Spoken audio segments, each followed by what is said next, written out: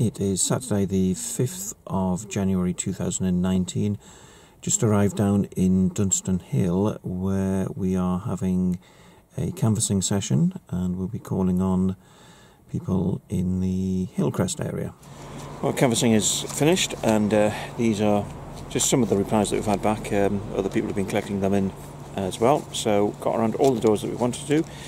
Rather remarkably, when I do these canvass sessions, it's normally the case that the outs win by a landslide. Well, today the ins won by a landslide, so we were able to speak to far more people than we anticipated. Anyway, we're getting a good response rate, very positive on the doors as well, and that makes me happy because this is a very, very marginal ward and Labour are defending it in May, so we want to keep up the pressure. And I've also had the chance to do some photos with Vicky, our candidate, in various parts of the ward. So, job done. It is Monday the 7th of January 2019. Just arrived at the Civic Centre for my first meeting of the year. It's a seminar about Regent Court, which had a fire last year. It's a block of flats right next to the Civic Centre. There was a fire there last year. Quite a few of the residents were evacuated, and of course it followed on from the Grenfell fire in 2016 and 2017. I'm a year out now. Obviously the fire that we had here was nowhere near as major as Grenfell, but we are now being briefed on the current situation at the flats. Meeting now over, and it's quite clear that Gateshead was much better prepared to deal with a crisis like this in a high-rise block than Kensington and Chelsea Council ever were. Anyway, meeting over, and I've now got to get to Queen Elizabeth Hospital to visit Richard. It is Wednesday the 9th of January 2019. I've been in the Civic Centre this morning for Planning Committee. Now, I'm not on the Planning Committee, but what was happening was that the committee was taking a decision on the proposal for, in principle, allowing house building to go ahead on the stable block area of Chase Park. And we've been fighting that. We think it's an absolutely ridiculous proposal and is an awful precedent to be setting for the park, because once you've built your 6 or up to 6 houses on the depot area and the stable block, where do you go from there? Well, it opens up all sorts of possibilities, and we are fighting that proposal. So, as you can see, I'm back at the Land Rover. Now, what happened was that the opposition was led by Peter Morn, and he spoke against the application. And then there was some discussion by the committee members, and the result is that there is not yet a decision, because they're going to go on a site visit, and that will take place sometime in the next couple of weeks. So we'll then come back to the next planning committee, which should be sometime at the end of January, and that's when they'll take a decision. So everything is on hold at the moment. It's now Wednesday afternoon and I've arrived back at the Civic Centre, and I'm heading in for a meeting about the housing strategy. This is what I was banging on about last year for a whole year. The housing strategy was due to expire at the end of 2018. We're now into the first month of 2019 and they still haven't put it together. And I was making an awful lot of noise about asking why, oh why, has this strategy not been prepared? So we're going to find out where they are with regards to that, and it's still not going to be implemented even if they have a strategy by March. Some would say better late than never. Right, 2 meetings now over. I'll come to the second one in a moment, but at the meeting about the housing strategy I raised my usual points, which I often do about housing in Gateshead, one of which is that there's too much emphasis on home ownership, and what is important is actually getting a roof over people's heads. That's the key point. A form of tenure is secondary to that. I also talked about whether the house building industry and the strategy was Brexit-proof, but also future-proof as well, because I regularly make the point in Gateshead that it's all very well building family homes, but my view is we've actually got lots of family homes already. What we have, though, is that we've got a lot of elderly single people or elderly couples living in family homes because they've lived in them for the past 40-50 years, and they'd love to move to a smaller house in their own community, but they can't do so because there's nothing there for them to move into. So, the problem is not going to be solved by building homes, or 60% of new homes having to be for families. So, a lot of these issues were discussed, as is often the case. The saintly Councillor Gary Halo had a go at me. Again, inappropriate circumstances. This was a meeting to discuss issues, not a political platform, but he hadn't realised that. Anyway, after that I then went to the Chair's meeting for Corporate Resources Scrutiny Committee to look through the agenda for the next meeting of the committee on the 21st of January, and I noticed that no longer on the agenda as expected is the look at how Gateshead is going to be dealing with Brexit. But as it turns out, because I was the one who got that on the agenda in the first place, but what the council's also taken up is my proposal that we should be having a member seminar on Brexit and how it affects the council, and we're having that tomorrow. So it's questionable as to whether we need it on the agenda for the corporate resources. So that's it. I am now done, and it's getting a bit. The sun's about to go down now, and I haven't fed the livestock yet, so I'm going to have to whiz back home and get that job done. It is Thursday, the 10th of January 2019. Just arrived at the Civic Centre yet again. This time we are doing a health tour of mental health facilities that serve the people of Gateshead.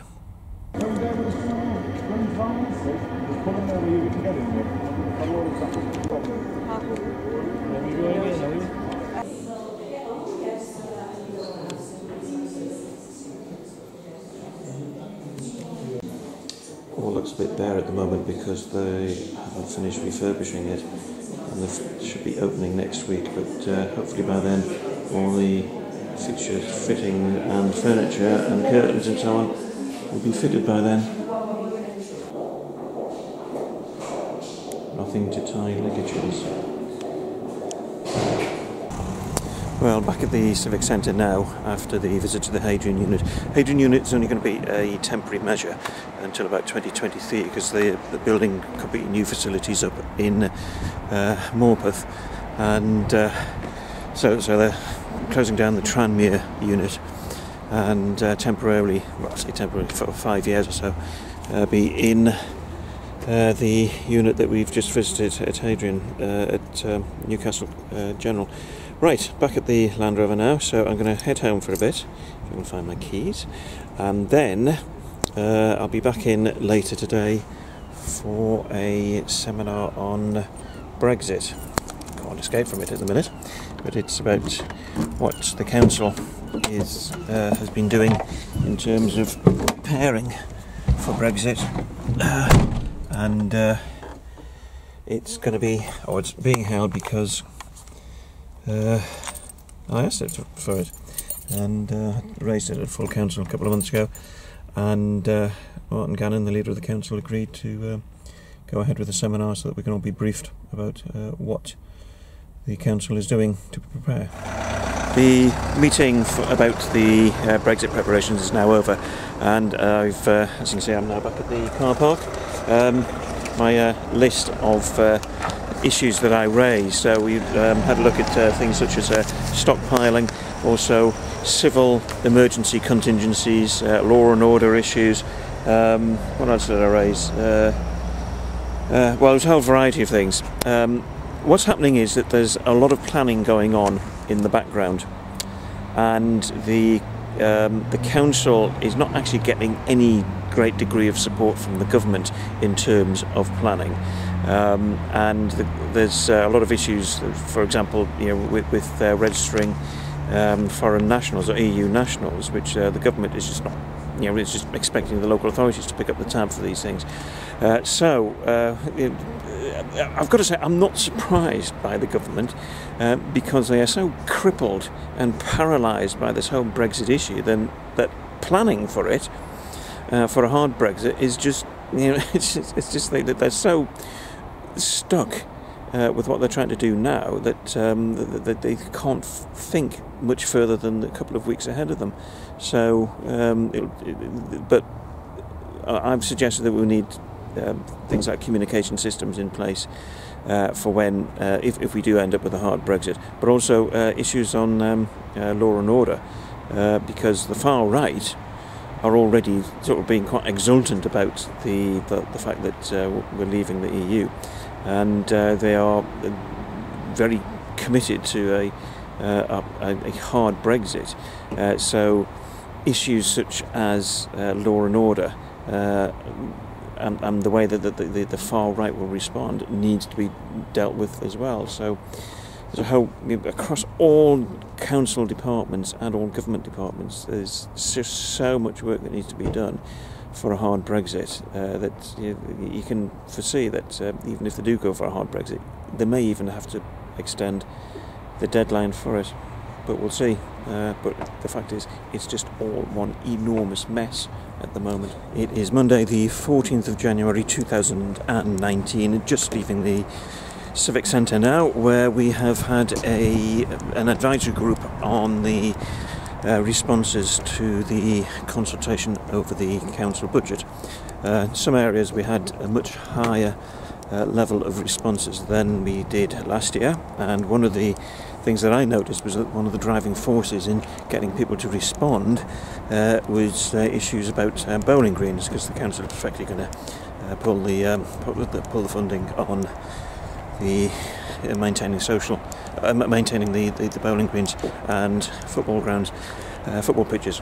So I did make the point that the other figures in the response could be skewed by them being dominated by people who were taking part in the consultation simply because they had an axe to grind about the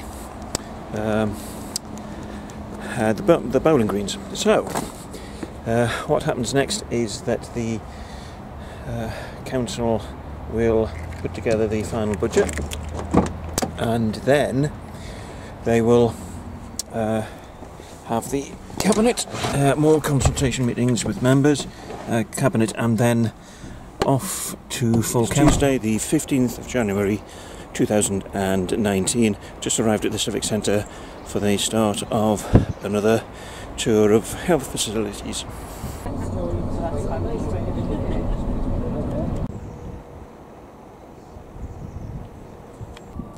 This is our first port of call. It's Wood Green in Peero, and it's one of the establishments where they keep chickens for people's mental health and eggs as well.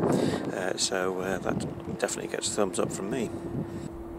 So this is the communal area, and around it are lots of bungalows.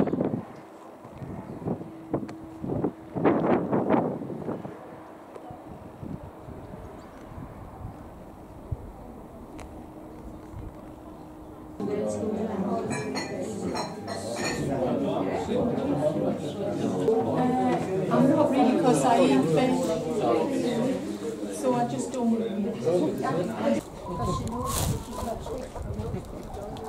Just to know the corns in the red bin. Yeah. Oh, they're not that.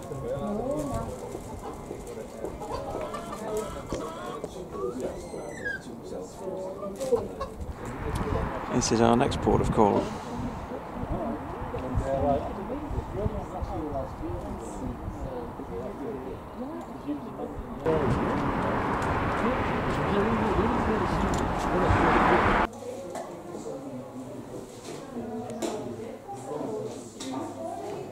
The final part of the visit was about the older persons assembly in Gateshead, and they carry out activities for older people, including some in Sunnyside, where we managed to get them into the Methodist Hall. And they do, I think it's 2 different sets of activities there, so that all came about because we took up the issue of needing to get the Methodist Hall used more by local services. So we raised it with the leader of the council last year, and as a result they got the Older People's Assembly involved.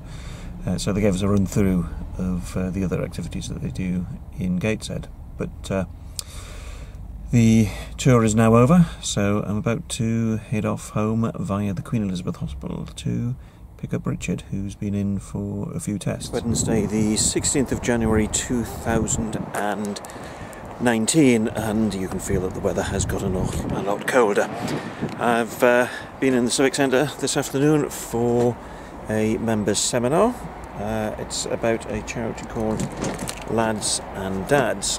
And what it's actually about is it's a charity that supports young fathers, very young fathers, and they were explaining a lot of the issues that young dads have to endure and face up to, and a lot of the discrimination against them as well, which was actually quite interesting because I'd never really thought about those things before. But certainly that this charity is in place, and they are giving a lot of support to teenage dads and some dads who are in their early 20s. It's coming up to 6 o'clock in the evening back at the Civic Centre, and we are about to have our Lib Dem group meeting. It's the meeting to decide motions for council next week. Not that I'm aware of any that are going in from us, although there are 2 for Labour, which we'll discuss tonight. Okay, meeting over. Went through the 2 Labour motions. One we support, one we oppose. Although on the one that we support, we will be moving a small amendment. So we then went on to a discussion about campaigning, and meeting finished.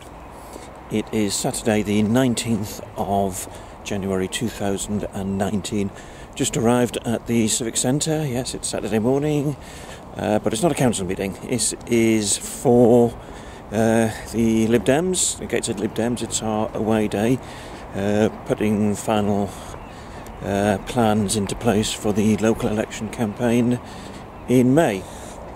Okay, the meeting is now over, and very productive. Had lots of discussions about our policy proposals and also about the campaigning, so the plans are coming along nicely.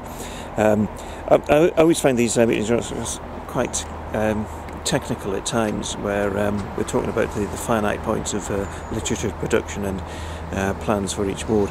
And I can imagine it putting off a lot of people because it's just also technical.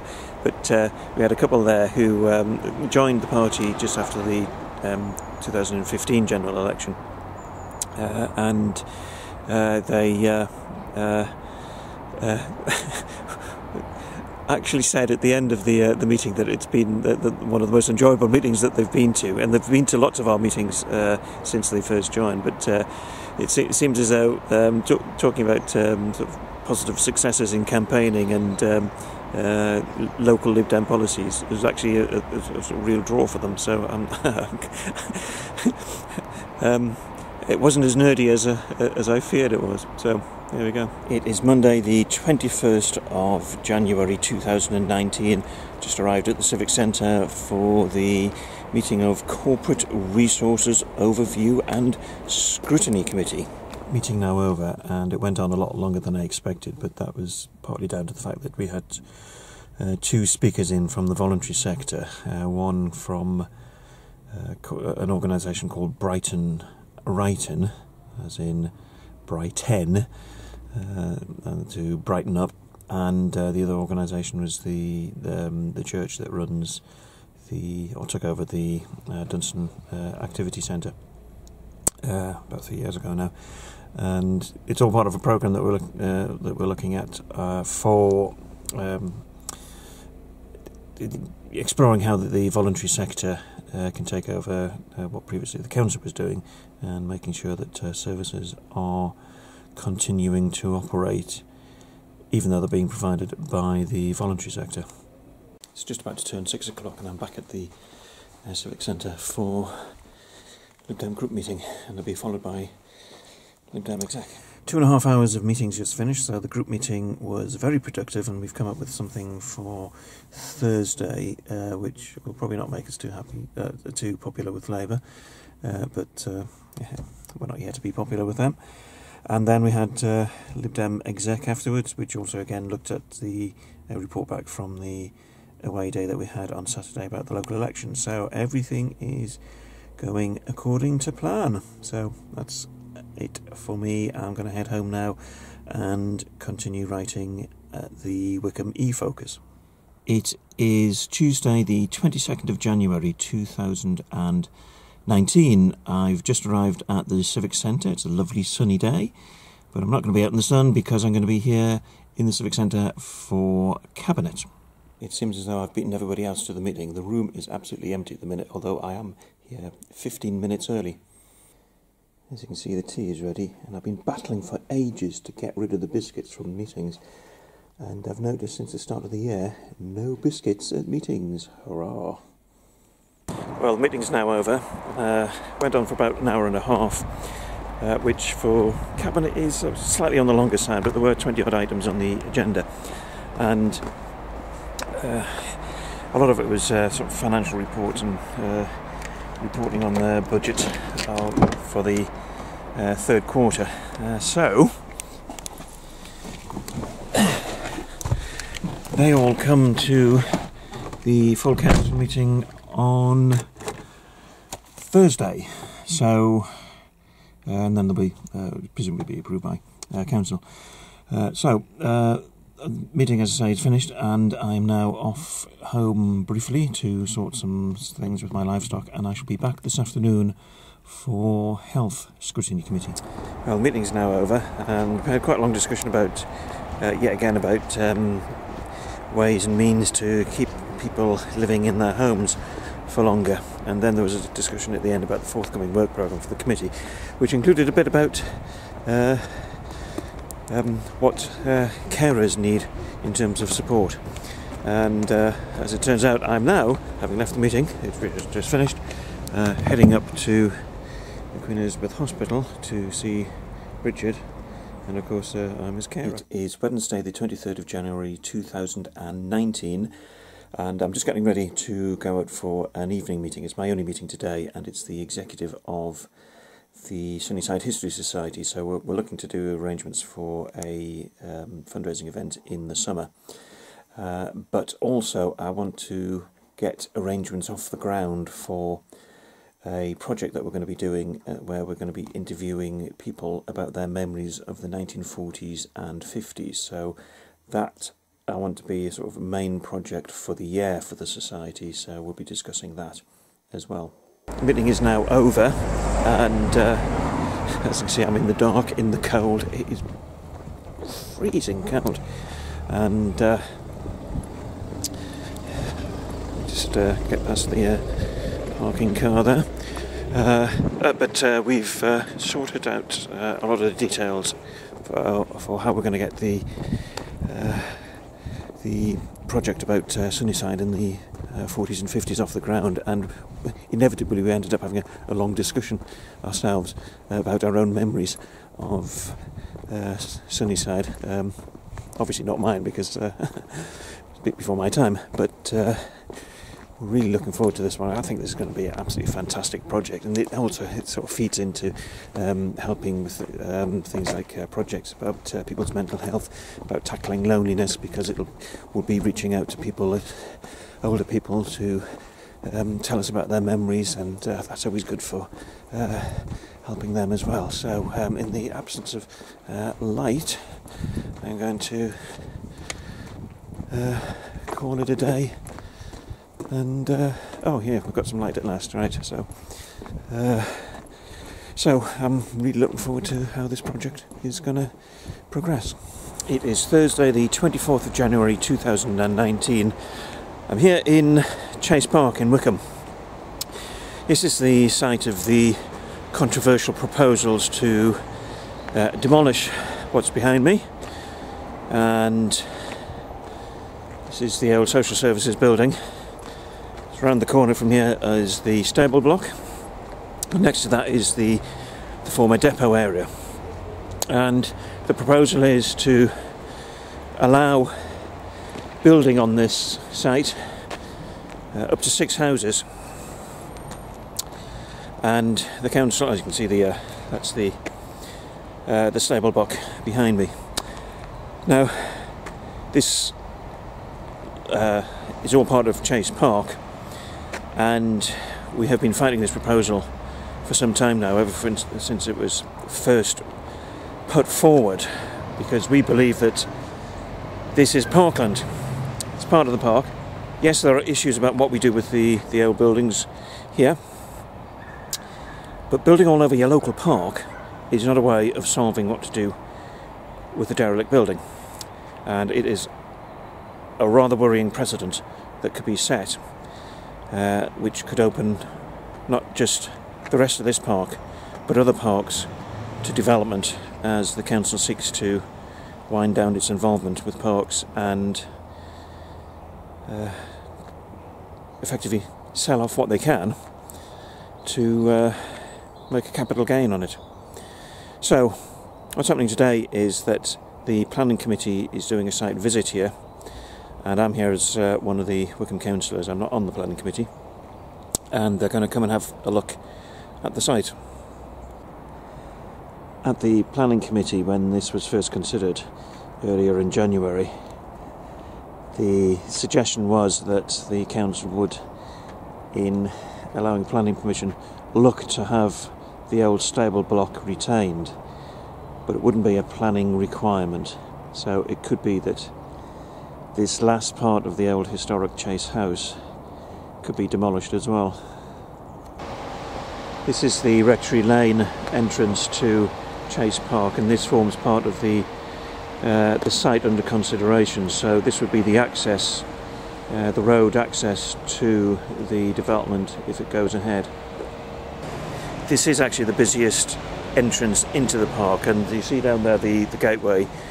That was restored as part of the £1 million Heritage Lottery Fund application in recent years, and the gate posts were restored last year. This is a single lane track into the site, so if they want vehicular access, well, they're going to have to, in my view, remove this embankment here as well. So again, one of the features of the park will have to make way for new housing if this is approved. Well, the councillors have now arrived from the planning committee, and as you can see, they're having to walk in because the minibus was probably a bit too big to get into here, which sort of kind of makes the point that this is not really usable as a housing development.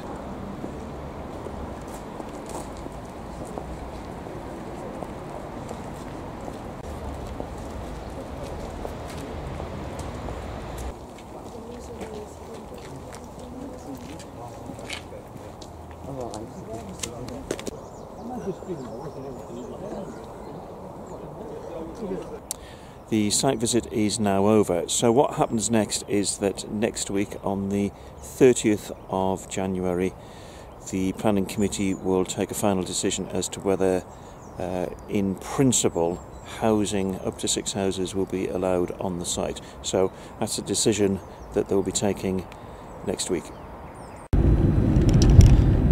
Well, I've just dropped Richard off at the Queen Elizabeth Hospital so he can get to an appointment, and I'm now heading to the Civic Centre because it's full council, and we have an interesting situation which is going to hit them.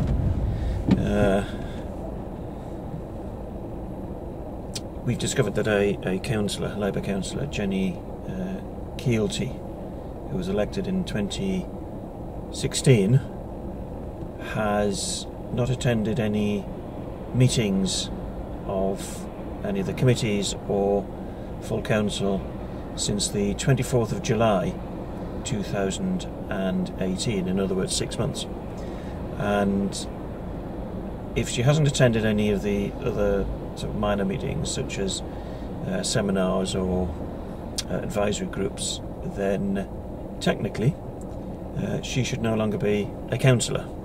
Now, we're not aware of the Labour Party themselves being aware of the poor attendance of Jenny Keelty. At the moment, we haven't actually found out whether she has attended any of these sort of smaller groups, which would let her off the hook. But at the minute, it looks as though she's going to be, or she could potentially be removed from the council, and disqualified for non-attendance. So we haven't warned the Labour Party that we've been looking at this, and we will be raising it this afternoon, and we shall see what comes of it. It could make for quite an interesting meeting. Madam Mayor, on a point of order, members will be aware that under government legislation, local government legislation, members who don't attend a meeting for 6 months are disqualified. According to the council website, currently, Councillor Jeannie Keelty has not attended a single meeting since the 24th of July. Point of order. No, I'm sorry, I'm making a point of order. You cannot interrupt a point of order. You are factually incorrect. And if you come to speak to me, Madam Mayor, I am making a point of order, and it cannot be interrupted with another point of order. What you said was not a point of order anyway. The council website, Madam Mayor, I will not be shouted at in that way. It's disgraceful. Madam Mayor, we have a member of this authority who has not attended a meeting since the... as shown, well, if it's incorrect, your website is incorrect. Madam Mayor, I am not going to be shouted at. Nobody's shouting, right? Jonathan, we'll check that and we'll get back to you. Thank you for making the point. We'll check that. It could be an inaccuracy. Madam Mayor, it's more than checking it. We may well have somebody in this room, in this chamber, who is no longer qualified to be a councillor. That we don't know that for sure, so we'll check that and we'll clarify it. Says 0%. Maybe ashamed of Says yourself. 0%. Absolutely ashamed of yourself. Right, order. Agenda item 5. No questions have been received. Close are off now. It is Friday, the 25th of January 2019. I'm down in Bladen at the minute. I'm waiting to pick up Richard, who's just had an appointment. And I've used the last few minutes sitting in the car to phone officers about some casework that I've been dealing with. Two issues. One is about the proposed temporary closure of Fellside Road for maintenance work, and obviously businesses on that road are not happy about this. I've spent quite a bit of time this morning on the phone to officers about this, and also more time this afternoon trying to get them to delay it until a bit later in the year when the temperatures are warmer, so therefore they can do the work on these road maintenance issues through the evening, because they can't do it when the weather is cold. I did actually put to them the point that if they try doing it in the middle of February and it's cold through the day, then what are they going to do? To which the answer was they'll have to abandon the job. But obviously the businesses want the road kept open, and of course if it's closed, even if just through the day and not at weekend, which is what they're saying, then it's going to divert an awful lot of traffic through Sunnyside, which is going to be an absolute nightmare of gridlock if that goes ahead. And the other issue I've been dealing with, and I've just spoken to the constituent about it, is the fact that the street lights are coming on through the day but turning off at night time on Watergate Bank. And it's also one of the issues that the 5G conspiracy theorists are jumping up and down about, because although they're saying that they don't want these street lights, they're also moaning that the street lights should be on at night time, which is absolutely right. Yeah, it should be. So I'm going to get in touch with the chief officer again about this, because we have actually discussed this previously, but I want to get that sorted, because that is a challenging bit of road there, and we need to get those street lights sorted. So hopefully we'll get that done. It is Saturday the 26th of January 2019. We are here in Fewster Square in Felling, and we are having a street stall, as you can see behind us there. This is all in support of the campaign for P-Law and Heworth. And we've got members who've turned up and taken surveys, going out to visit voters, and I'm late. I was here late because I've been down in the Teams doing photos there for forthcoming literature. So lots happening today, and one of the interesting things is that some of the local Labour councillors turned up in Fewster Square as well, but I think they've just finished and just left. Well, we're now into the afternoon, and what happened this morning was that after the street stall, members went out to deliver surveys, and they're going back to collect them from letterboxes now.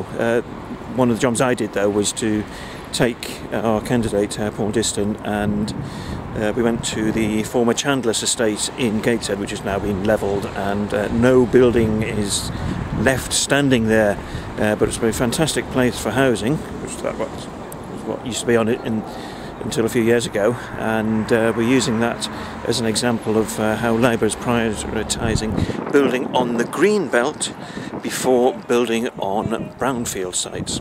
But anyway, we are back out on the doors now, and we are looking for surveys to collect. Well, it looks as no person who did. Let's cover them up. Right, thank you very much for. There we go. Yeah, we have another one. It's Wednesday the 30th of January 2018. I have to raise my voice because I'm back on the train. That's our London visit now over, heading back to Gateshead, and I'll be back just in time for an advisory group meeting. So, this morning came up from London. At 1 o'clock got into Newcastle, went over to the Civic Centre. Seminar an advisory group at 2 o'clock, which was about some of the budget proposals, basically the sort of outline shape of the council budget for the coming year. And some interesting proposals. Obviously there's a lot of savings, a lot of cuts have to be made, but there were some proposals which I said should have actually been done years ago, which, although they're being driven because of the financial savings they would make now, are actually sound common sense things to do. And it was two areas of social services in particular, and one area in terms of transport that were of most interest. First of all, the council is proposing to shift resources into in terms of care for the elderly, into getting support into people's homes that allow people to be more independent and avoid going into residential homes, which are much more expensive.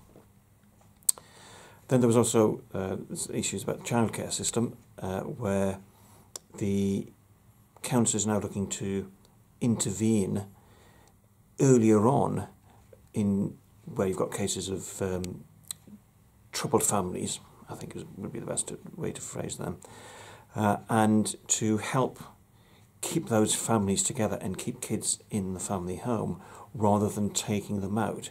So in effect, it was to address the problems at an earlier stage, because they're much cheaper, frankly, to deal with, and you get a much better result rather than waiting for the problems to fester, and then intervening at a very late stage where the costs are more. You're also more likely to have to take the child out of the family home as well. So there were two areas where the council is now looking to make those changes, which I said we would have had to have done anyway, whether or not they were financially led.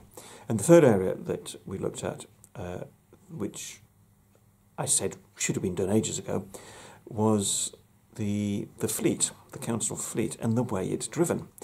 Because the director said that once they put their staff through a training course on better driving techniques that actually mean that people aren't racing around, driving around the streets of Gateshead in a way that actually burns up fuel more rapidly, then if people were driving as they would have been according to the training, such a much more calmer, gentler driving, so no sudden braking, no sudden acceleration, and so on, then they reckon that they can save £190,000 a year on fuel costs, because our our vehicles are driven much more fuel efficiently. And I said, as well as the savings, which are really important, actually that's a really important point about our environment, about emissions, air quality and pollution emissions into the atmosphere. So there's a number of reasons why some of these savings should go ahead, which were more than just financial savings. Of course, there are other areas where clearly members are going to be unhappy that, frankly, the council has to withdraw from a particular set of services because there's just not the money to pay for them, and the council needs to close a £29 million funding gap. So that was this afternoon's meeting. I then rushed home, had a bit of late lunch, went over, sorted my livestock out, and then I've come back to Gateshead Civic Centre where I am now. I'm actually in the opposition office at the minute, but through that way is a meeting of the planning committee, and I'm in because on the agenda is the final decision on Chase Park and whether the council is going to allow house building on the site of the stable block there.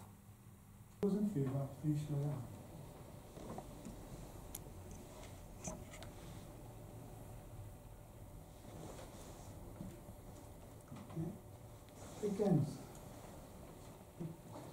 2.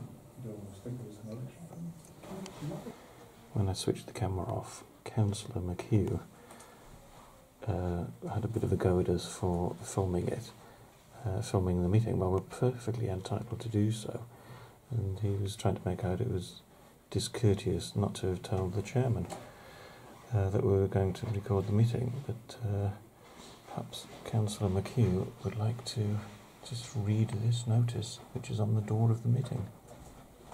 I'll just read the first line to you. Everyone is welcome to record meetings of the council and its committees using whatever non-disruptive methods are available. Well done, Chris.